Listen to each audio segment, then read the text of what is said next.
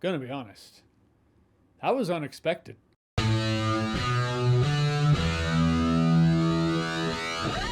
So The Wild Robot's directed by Chris Sanders, who directed Lilo and Stitch, How to Train Your Dragon, The Croods. This is the story of a robot who's dropped in the middle of the wilderness. You don't know where, you don't know when, and it runs across a little gosling, which, as we all know, in certain worlds in the verse, those are juggled. That's what Wash says, anyway. So now the robot has purpose. Teach this little gosling how to eat, swim, and fly. It's the gist. Long story short version, anyway. First of all, unexpected. I really appreciated the fact that this movie actually has some dark humor. I don't know, just lots of jokes about death. I didn't expect it in this kid's movie. However, kids were laughing. They kind of overused the joke at a point. By the fifth death joke, I was like, yeah, I get it. To be fair, every time though, it got a chuckle out of me. But every time this movie looked like it was going to be cliche or dollar store version of another movie, like I went into this movie going, okay, let's watch Dollar Store Wally. You can kind of compare it to be Dollar Store a few things. It is Dollar Store nothing. It's The Wild Robot.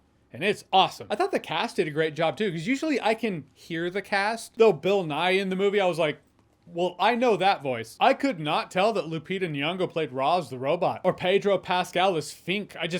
I didn't hear them. Maybe upon second viewing, I'll be like, how did I not hear them? It's a film not with one lesson, but many lessons. And every lesson leads into the next lesson. You just get this odyssey of life lessons. It's a touching story about family and what is family. There's the family you're born into, or there can be the family you fall into, or the family you choose. There's lessons for kids in here, like Bright Bill. He's a runt. His wings are small. He's not accepted by the other geese, but he puts in the work.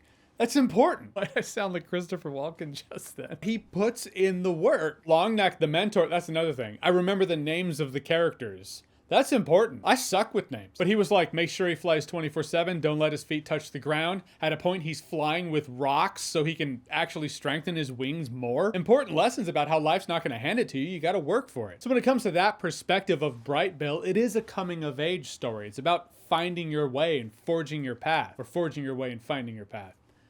Either way works, but unexpectedly, it is a heavy story about parenting. That moment in which your kid grows up to the point where you have to let go of the difficulties in parenting. That's one of the unexpected walls that parents end up hitting. Also really love that the movie illustrates that your weaknesses are your strengths, just in certain situations. On the other side of that coin, your strengths can be your weaknesses in certain situations. Just a very layered film. I don't think anyone's gonna walk away from this movie going, okay, so I got one thing out of that. I always love movies like that, in which kids can watch the movie and they'll get one thing out of it. They'll watch it years later when they have kids, and it's just like they're watching a completely different movie. And you can say that's the case with most any movie. A kid is gonna process a movie differently than the adult version of that kid when he's all grown up. But in the case of The Wild Robot, it's forged to be that. That's the point of the movie. But it does it without being cheesy. You don't roll your eyes and be like, oh, okay, I see what you're doing. No, you're like, I see what you're doing.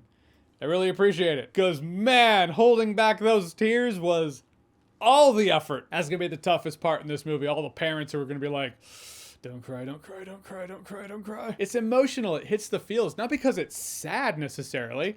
It's just heavy. It's a very human story told with a robot and a bunch of animals. The animation looks gorgeous, but if you notice in modern animation, there's always an element or two.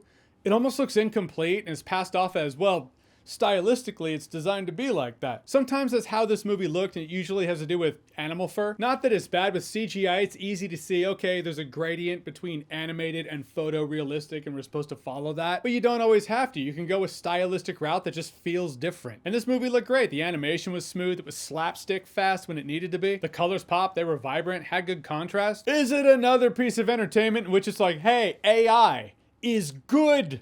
So love it. I don't know what they know that we don't know, in which they're priming us to totally be cool with AI.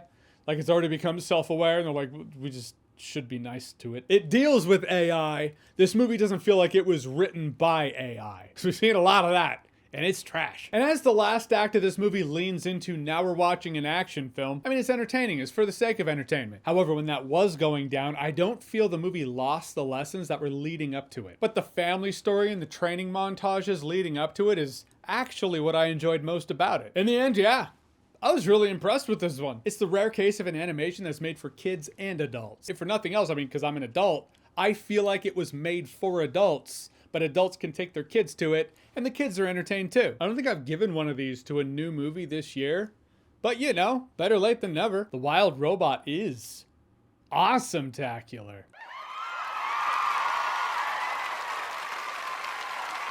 This is such a family story about family. Pretty sure this is going to be Vin Diesel's favorite movie of the year. Or at least Dom Toretto's. All right, so The Wild Robot. Have you seen it? What did you think about it? And what's your favorite movie that's made for both kids and adults? And when you grow up, you actually end up liking the movie more. Whatever it is, whatever you think, comment below, let me know. And as always, if you like what you've seen here and you want to see more, click right here to see more.